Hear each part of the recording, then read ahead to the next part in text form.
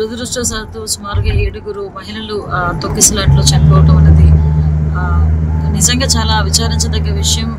చాలా దురదృష్టంగా భావించాలి. ఏదైతే కాశీబుగ్గ వెంకటేశ్వర స్వామి ఆలయం ఉన్నదో అది ఒక ప్రైవేట్ ఆలయం. అది దానికి సంబంధించి 4 నెలల క్రితం అది ఓపెన్ అయిందని కూడా లోకల్ ఎమ్మెల్యే గారు కూడా చెప్పడం జరిగింది. కార్తీక మాసం శనివారం ఏకాదశి ఈ 3 కలిసి రావటం వల్ల మహిళా భక్తులు చాలా మంది ఆ టెంపుల్కి వెళ్ళడం, అదే టెంపుల్కి సంబంధించి ఆ టెంపుల్ కూడా ఒక ఫ్లోర్లో ఉండేటట్టుగా ఉంటుంది. అంటే కింద నుంచి ఒక 20 స్టెప్స్ కూడా ఉంటాయి. ఆ స్టెప్స్ దగ్గర ఉన్న రైలింగ్ ఊడి పడిపోవడం వల్ల అక్కడ మహిళలు పడిపోవడం, వాళ్ళ మీద చాలా మంది ప్రజలు కూడా పడిపోవడం వల్ల ఊపిరాడక చనిపోయే పరిస్థితి వచ్చింది. చాలా దురదృష్టకర సంఘటన. క్షతగాత్రులందరినీ కూడా మెరుగైన వైద్యం అందించడానికి నియర్ హాస్పిటల్స్ కూడా పంపించడం జరిగింది. ఇమ్మీడియట్గా మంత్రి అచ్చెన్నాయుడు గారు, కొండపల్లి శ్రీని గారు, లోకల్ ఎమ్మెల్యే గారు అందరూ కూడా అక్కడే ఉండి సహాయక చర్యలు పర్యవేక్షిస్తున్నారు. డిపార్ట్మెంట్, పోలీస్ డిపార్ట్మెంట్, అదేవిధంగా ఫైర్ డిపార్ట్మెంట్ కూడా ఇమ్మీడియట్గా అక్కడికి చేరుకొని సహాయక చర్యల్లో పాల్గొంటున్నారు. వాళ్ళ చనిపోయిన వాళ్ళ కుటుంబాలకి రాష్ట్ర ప్రభుత్వం తరఫున ప్రగాఢమైన కాశీబుగ్గ పట్టణంలో ముకుంద పండ అనే ఒక 95 సంవత్సరాల వృద్ధుడు ఆయన సొంత స్థలములో వెంకటేశ్వర స్వామి మీద భక్తితో ఒక వెంకటేశ్వర స్వామి ఆలయాన్ని ఇక్కడ నిర్మించడం జరిగింది. నిర్మించి ప్రారంభించి కరెక్ట్గా 4 మాసాలు పూర్తయింది. ఇక్కడ ఆలయం నిర్మించినట్టుగా ఈ టౌన్లో ఉన్నటువంటి చాలా మందికి కూడా తెలియదు. వెళ్ళడానికి ఒక దారి ఉంది, రావడానికి ఒక దారి ఉంది. ఇక్కడ ఏదో తొక్కిసలాట జరిగి చనిపోవడం కాదు. వెళ్ళే దారిలో ఒక రైలింగ్ ఉంది, ఐరన్ లైనింగ్. మీరు కూడా వెళ్తే చూస్తారు. వచ్చే వాళ్ళు లైనింగ్ పట్టుకొని ఆలయంలో 2 ఫ్లోర్స్ ఉన్నాయి. ఒక ఫ్లోర్లో గ్రౌండ్ ఫ్లోర్, రెండో ఫ్లోర్లో వెంకటేశ్వర స్వామి ఆలయం. మెట్లు ఎక్కి వెళ్ళాలి. మెట్లు ఎక్కేటప్పుడు రైలింగ్ ఉంది. ఎక్కిన ప్రతి ఒక్కరూ లైలింగ్ పట్టుకున్నారు. ఎప్పుడైతే అందరూ రైలింగ్ పట్టుకొని ఏలబడ్డారు, ఆ రైలింగ్ ఫిక్స్డ్ రైలింగ్ ఊడి మీద పడింది. ఎప్పుడైతే రైలింగ్ మీద పడిందో ఒకరికొకరు బింబులు ఎత్తి ఆందోళన చెంది ఒకరి మీద ఒకరు పడిపోయారు. సంఘటన జరిగిన వెంటనే మాకు సమాచారం వస్తే వెంటనే అంబులెన్స్లు పంపించాం. హుటాహుటన అందరికీ హాస్పిటల్కి పంపించాం. కాశీబుగ్గ టౌన్లో ఒక ప్రైవేటు వ్యక్తి వెంకటేశ్వర దేవాలయాన్ని కట్టాడు. అక్కడి నుంచి కార్తీక మాసం ఈరోజు చాలామంది అక్కడ దర్శనానికి వెళ్ళిపోయారు. కనీసం ఆయన చేసినప్పుడు పోలీసుకు కూడా చెప్పలేదు. చెప్పుంటే పోలీస్ ప్రొటెక్షన్ పెట్టి ఎక్కడికక్కడ కంట్రోల్ చేసేవారం. అది చేయని దానివల్ల 9 మంది తొక్కిడికి గురయ్యి చనిపోయే పరిస్థితికి వచ్చారు. 5 మందికి ఇంజరీస్ కూడా అయినాయి. ఇది చాలా బాధాకరం.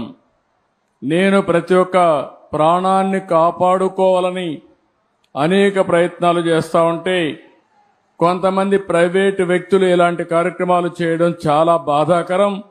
దీన్ని నేను చాలా తీవ్రంగా ఖండిస్తున్నా. రాష్ట్రంలో అందరికి కూడా విజ్ఞప్తి చేస్తున్నా, మన ప్రాణం చాలా ముఖ్యం. ప్రాణాలు కాపాడుకోవాలంటే మనం కూడా ఒక బాధ్యతగా ఉంటే తప్ప ఓసారి వెళ్ళిపోవడం, ఎక్కువ మనుషులందరూ సమీకరణ కావడం, అక్కడ స్టాంపేడ్ జరగడం, ఇలాంటి దుర్ఘటనలు జరిగేదానికి దోహదం చేసే పరిస్థితి వస్తూ ఉంది. ఏదేమైనా మనం గుర్తుపెట్టుకోవాల్సింది, అమాయకులు చనిపోయారు. నేను చాలా బాధపడుతున్నా. అందుకని ఈ దుర్ఘటన పట్ల చాలా సీరియస్గా తీసుకుంటూ ఎవరైతే దానికి కారకులో వాళ్ళందరినీ కూడా ఇమ్మీడియట్గా కస్టడీలో తీసుకుని పూర్తి విచారణ చేసి తర్వాత ఏం చేయాలో తదుపరి చర్యలు చేపడతాం. ఇలాంటి సంఘటనలు ఈ రాష్ట్రంలో జరగడానికి వీలు లేదు. అందుకే ఒక పక్క దాన్ని చేస్తూనే అమాయకులు చనిపోయారు. 9 మంది ప్రాణాలు కోల్పోయారు. ఆ 9 మంది ప్రాణాలు కోల్పోయిందని నేను చాలా బాధపడుతున్నా. ఏ ఒక్క వ్యక్తి చనిపోకూడదనేది నా భావన. ప్రాణం విలువైనది. అలాంటి ప్రాణాలు పోగొట్టుకున్నప్పుడు మనం కూడా బాధ్యతనే ఇది చేయాల్సిన అవసరం ఉంటుంది. అలాంటి కుటుంబాలకి నా ప్రగాఢ సానుభూతి తెలియజేసుకుంటూ చనిపోయిన వాళ్ళందరికీ మన నివాళులు అర్పిస్తూ వాళ్ళ ఆత్మకు శాంతి కలగాలని, అది కూడా దేవుని సన్నిధిలో చనిపోయారు, దేవుని కోసరం పోయారు. కానీ ఈరోజు వాళ్ళంతా కూడా ప్రాణాలు వదిలిపెట్టే పరిస్థితి వచ్చారు.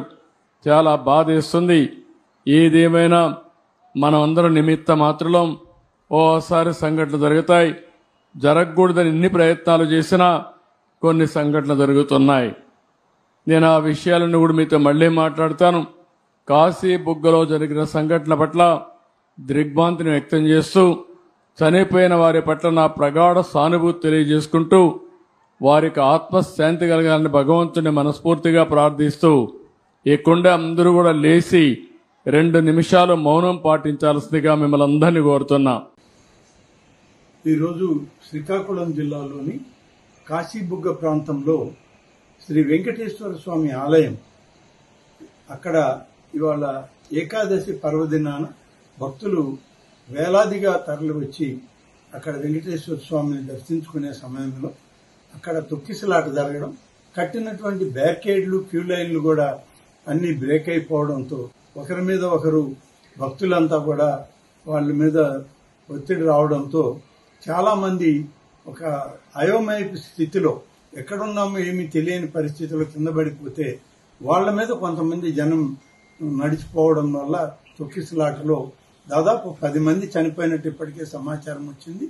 మేము అన్ని వివరాలు కూడా ఇప్పటికే మా వ్యవసాయ శాఖ మంత్రి సోదరులు అచ్చెన్నాయుడు గారు, సోదరి శాసనసభ్యురాలు గౌతు శిరీష గారు అక్కడికే వెంటనే వెళ్లడం జరిగింది. అన్ని కూడా పరిశీలిస్తా ఉన్నారు. జిల్లా కలెక్టర్ గారు, దేవాదాయ శాఖ అధికారులందరూ కూడా అక్కడే పరిశీలించి వివరాలన్నీ కూడా సేకరిస్తా ఉన్నారు.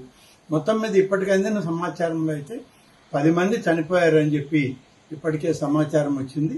గౌరవ ముఖ్యమంత్రి గారు కూడా వీటి మీద స్పందించి ఆదేశాలు ఇవ్వడం జరిగింది. మొత్తం మీద ఈ ఆలయం అనేటువంటిది ఇది ప్రభుత్వ ఆధీనంలో ఉన్నటువంటి ఆలయం కాదు. ఒక ప్రైవేటు వ్యక్తి తన సొంత నిధులతో నిర్మాణం చేసిన ఆలయం. దీని వివరాలు కూడా సరిగా ప్రభుత్వం దగ్గర లేవు. దేవాదాయ శాఖ కానీ ఇతర జిల్లా అధికారులకు కూడా ఆ నిర్మాణం చేసిన వ్యక్తి ఈ ఆలయ వివరాలు ఇవ్వకుండా ఇవాళ ఏకాదశి పర్వదినాన దాన్ని ప్రారంభించుకుని ఎక్కువ మంది భక్తులు రావడం జరిగింది. ఆ ఆలయ పరిధి కేవలం 2-3 వేలు మాత్రమే సరిపోయేటువంటి ఆలయం. కానీ ఈరోజు ఈ ఏకాదశి కారణం కార్తీక మాసం వల్ల దాదాపు 25,000 మంది పైన జనాభా వచ్చారని, అందులో సరైన క్యూ లైన్ లేకపోవడంలో తొక్కిసలాట జరిగిందని ఇప్పటి వరకు మాకు అందుతున్న సమాచారం. కానీ ఏదేమైనా అంతమంది భక్తులు చనిపోవడం అనేటువంటి చాలా బాధాకరం.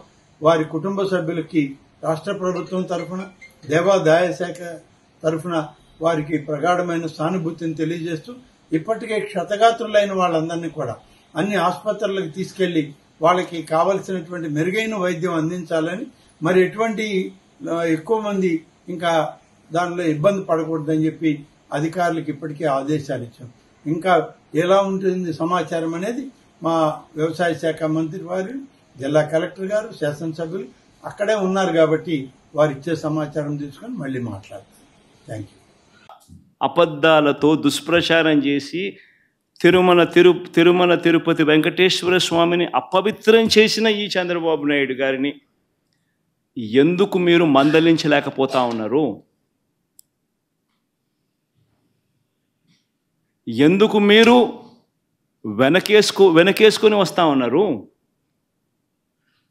హిందూయిజంకు మీరే టార్చ్ బేరర్స్ అని చెప్పుకుంటారు. అంటే మీ వాళ్ళు ఏం చేసినా కానీ పర్వాలే, మిగిలిన వాళ్ళు ఏం చేసినా కూడా తప్పే. ఇదెక్కడ హిందూయిజం? ఆలోచన చేయమని అడుగుతా ఉన్నా. ఈ సో కాల్డ్ హిందూయిజానికి టార్చ్ బేరర్స్గా చెప్పుకుంటా ఉన్న వీళ్ళందరినీ కూడా ఆలోచన చేయమని అడుగుతా ఉన్నా.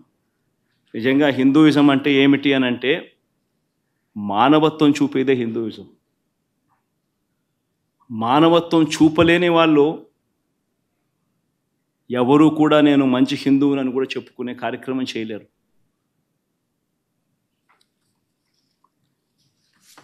నేను అడుగుతా ఉన్నా, ఇప్పుడు ఈరోజు చంద్రబాబు నాయుడే తప్పు చేస్తాడు, చంద్రబాబు నాయుడే సిట్టు వేస్తాడు. ఇది ఎక్కడి ధర్మమో నాకు అర్థం కావడం. ఆయన చేతుల్లో, చెప్పు చేతుల్లో ఉన్న అధికారులతో సిట్ అంటాడు. భక్తులకు అన్యాయం జరిగింది, ఆనాడు హిందూ వ్యతిరేక కార్యక్రమాలు జరిగినాయి, ఈ చెప్పుతూనే కాలం గడుపుతున్నారే తప్ప ఏ రకంగా భక్తులకు మెరుగైనటువంటి సౌకర్యాలు కలుగజేయాలా అన్నటువంటి ఆలోచన, ఆ ఇంగిత జ్ఞానం ఈ ప్రభుత్వానికి లేకపోవటం.